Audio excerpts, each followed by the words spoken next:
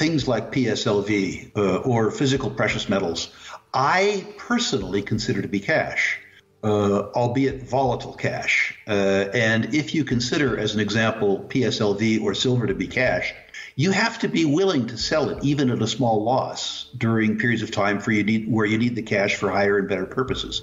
So for me, I regard physical precious metals or physical precious metal surrogates as good but volatile cash. Perhaps you should call them liquidity. For other people, the volatility in U.S. dollar quotes for silver obviates many people's psychological ability to use them as cash. In terms of cash in a brokerage account, that really depends on the broker. When I ran a brokerage firm, Sprott Global Resource Investments, I had 16 choices in terms of clearing firms, which is to say 16 choices among firms that would hold my clients' accounts and assets. I chose the clearing firm that I chose, RBC, a subsidiary of the Royal Bank of Canada, because it had the only balance sheet among the 16 clearing firms that I understood. I liked their speculative derivatives position, which was 0. I thought that was a really good number. I liked the fact that they weren't time spread lenders, which is to say funding long-term liabilities with short-term borrowing. So cash in brokerage accounts really is a function of understanding your broker's balance sheet and income statement well. Similarly, some banks are better than other banks. Banks is an example like Farmers and Merchants Bank of Long Beach, where equity is 18 or 19% of total assets, which is to say old-fashioned banks, banks that have money in them. Over and above the U.S. government guarantee is a good thing. I should tell your listeners that I'm conflicted in this. I am, despite the fact that I'm 69 years of age and retiring, backing Frank Trotter and the old group from Everbank in starting a brand new bank, one that will be a suitable place to store my own rather large cash deposit balances. I'm not comparing myself with Buffett or anything like that, but relative to the deposit needs that I had 20 years ago, my deposit needs are large now. And I have been involved in creating a financial institution that will, I hope when we get our charter, be in the top decile of payers of deposit interest nationwide, while simultaneously being an extraordinarily safe bank.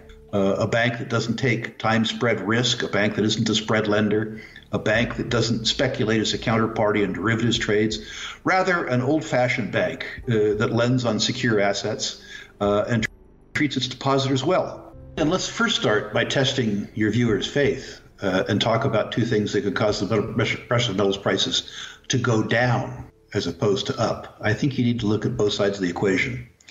The first challenge is that if the real interest rate in the United States goes less negative, that is to say, if the Fed actually is able to increase the interest rate market in the United States, a circumstance right now where the U.S. 10-year Treasury is yielding 2 in a currency that's depreciating by 6.5% a year is a no-brainer for gold.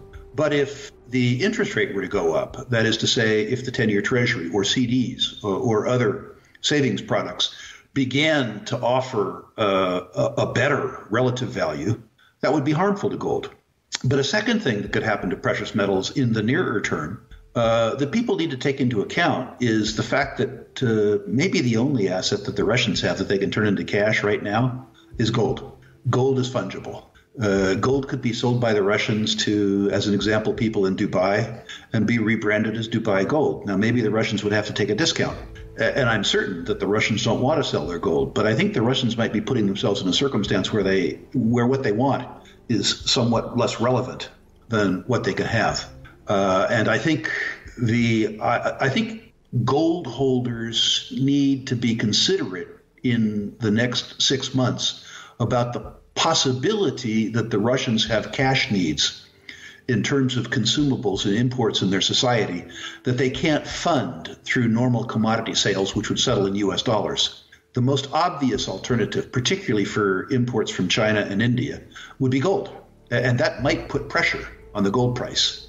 And I think that people who get their sense of value around gold from the price quotes day by day and would be overly concerned about a fall in the gold price from, say, 1950 to 1750, need to consider the fact that that's a possibility given Russia's cash needs in the next 6 months.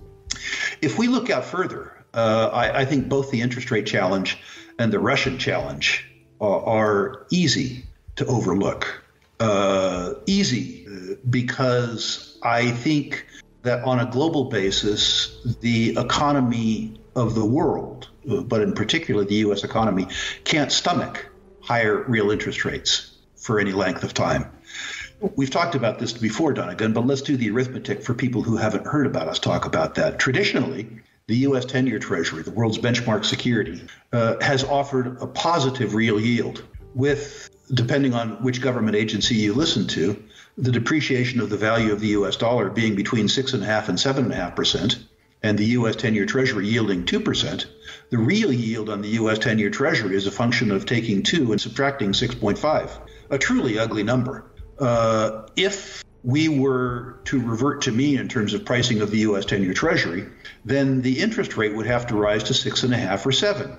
Can you imagine the impact of the federal, state, and local budgets of a tripling or quadrupling of their interest charge? Before we continue, help us clicking that YouTube like button and subscribe now to our channel. This shows the algorithm that you valued this information.